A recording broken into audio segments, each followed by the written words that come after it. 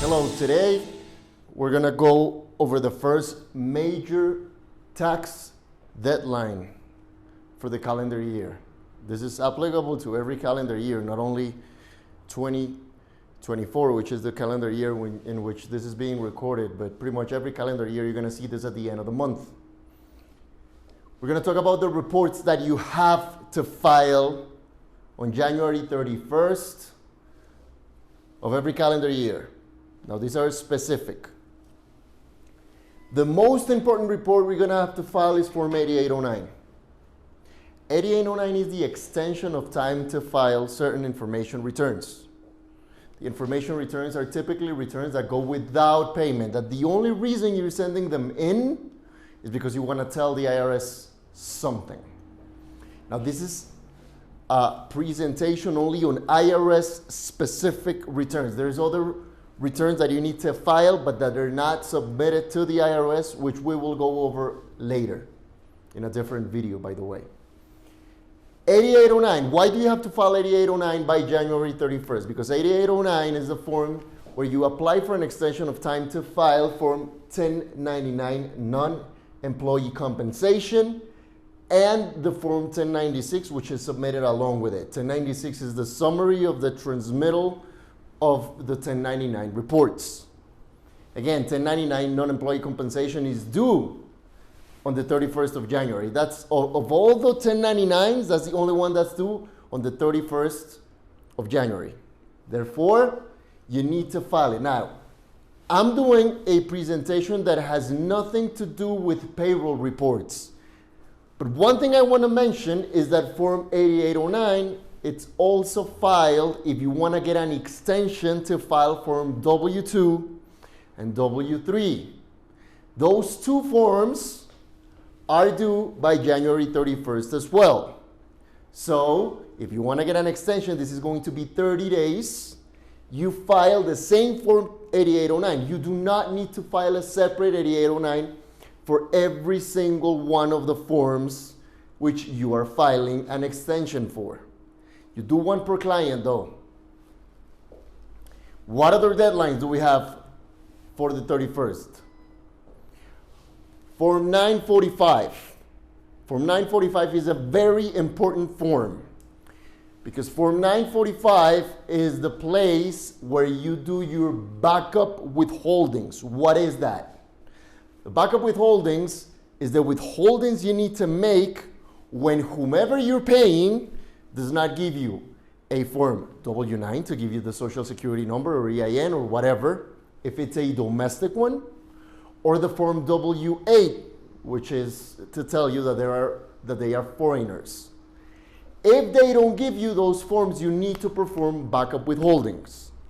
Typically, backup withholdings are 24% of the payment. Now, what are you going to do with those payments? You're going to submit it to the IRS. You're going to submit the payments to the IRS using Form 945 and 945B. And here's the trick. Only for 945B, which is a voucher, is sent only if the payment you're sending is $2,500 or less. And this is for the year. In other words, if you paid $10,000 to a contractor and you had to perform withholdings, then that would be $2,400 of backup withholding. Then that's the amount that you would have to send to the IRS. If you need to send to the IRS more than $2,500, then it's a payment that you need to do on your deposits. Electronic funds transfer is the way that you send them. You cannot send payments exceeding $2,500 for the client. So if the client has multiple contractors, none of whom is giving you the W-9, therefore the client has to perform the backup withholding. In that particular case, it's a case in where you would have to do the electronic funds transfer for the withholdings. Now, where do you say, before moving there, Form 730, that's another one that's due on January 31st.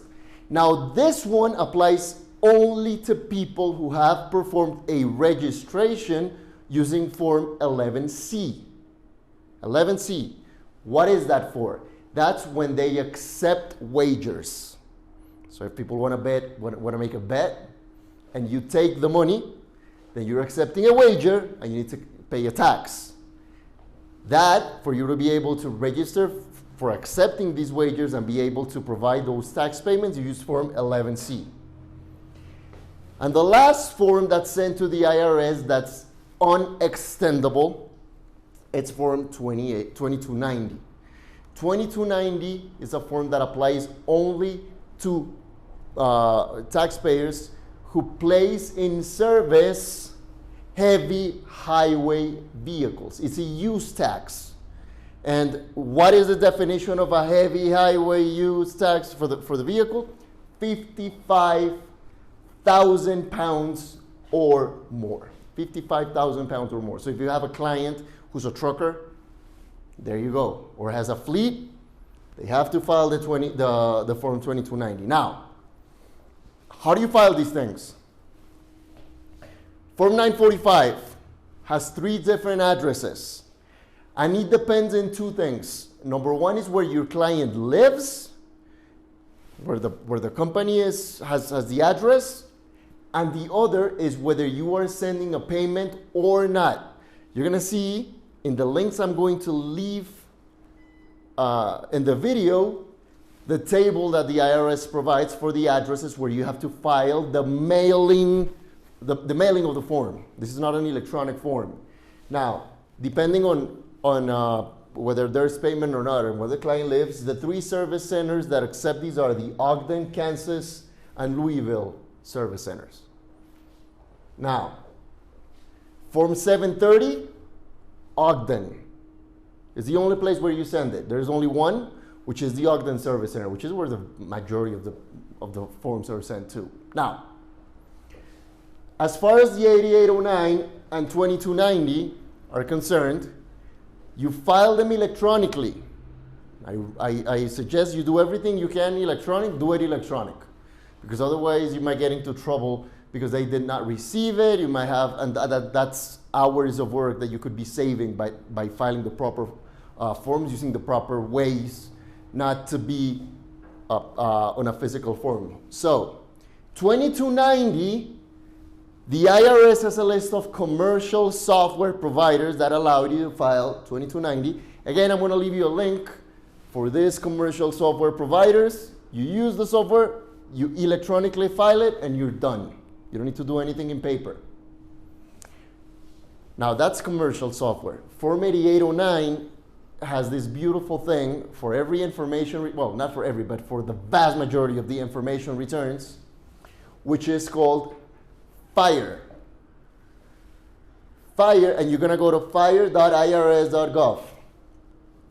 So it's filing of information returns electronically. So this is an account that you will open at the IRS's website.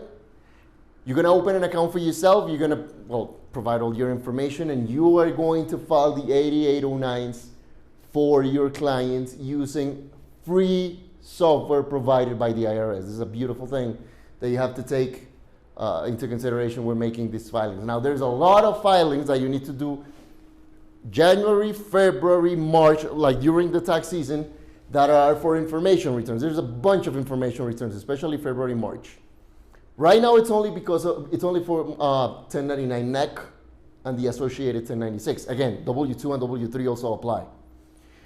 But every single information return you will see has the possibility, well, I should say most of them, of being filed using the FIRE system. So what you should do today, if you're watching this, is register on the FIRE, on the fire.irs.gov website, and start filing the 8809s for your clients that have not given you the 1099 NEC. And you should still do it even if you filed, because you would get an automatic extension just in case something comes up later. Again, the extension is free. That's it for today. This is the first major deadline of the tax season, January 31st.